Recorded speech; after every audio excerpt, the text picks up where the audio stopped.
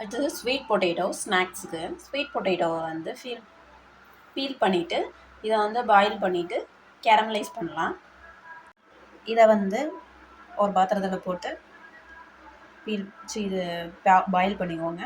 நீங்கள் ஸ்டீம் கூட பண்ணலாம், இல்லை பாயில் கூட பண்ணலாம். இப்படி கொத்தி பாருங்கள், வெந்துருச்சா தெரியும். உள்ளே போச்சுன்னா வெந்துருச்சு ஆஃப் பண்ணிக்கலாம். இதை இப்படியாகவும் நீங்கள் சாப்பிட்லாம், இல்லைன்னா பசங்க சாப்பிட்லன்னா கேரமலைஸ் பண்ணியும் சாப்பிட்லாம். ஹீட் பண்ணிக்கோங்க. இதில் சுகரு நாட்டு சக்கரை நான் ஆட் பண்ணிக்கிறேன். நீங்கள் என்ன வேணுமோ ஆட் பண்ணிக்கோங்க. தண்ணி ஊற்றிக்கோங்க. ஊற்றிக்கிட்டு நாட்டு சக்கரை ஆட் பண்ணிக்கோங்க.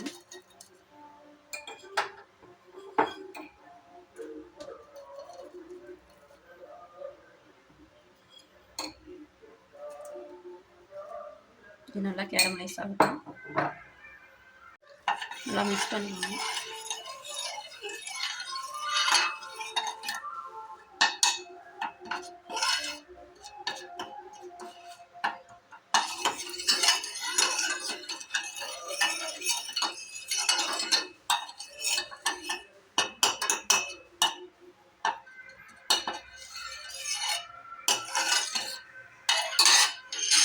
இந்தளவு வந்துடலாம்.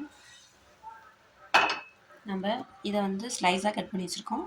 இதை இதோட ஆட் பண்ணிக்கலாம்.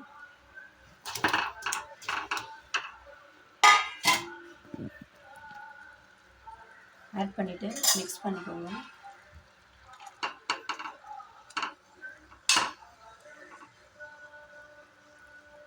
எல்லாமே இதில் படுற மாதிரி பேனு கரெக்டாக இந்த மாதிரி ஃப்ளாட்டாக இருக்கணும் ஃபேனு. அப்போ தான் நல்லாயிருக்கும். இது அப்படியே ஒரு 2 மினிட்ஸ் இருக்கட்டும். இப்போ இதை வந்து திருப்பி போட்டுக்கலாம்.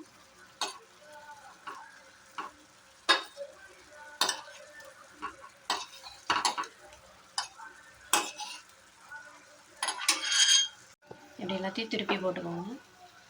இது ஒரு 5 செகண்ட்ஸ் இருக்கட்டும். ரெண்டுமே 5 செகண்ட் ரெண்டு பக்கமும் இருந்தால் போதும். இப்போ இது ரெடி ஆகிடுச்சு. ஆஃப் பண்ணிக்கோங்க.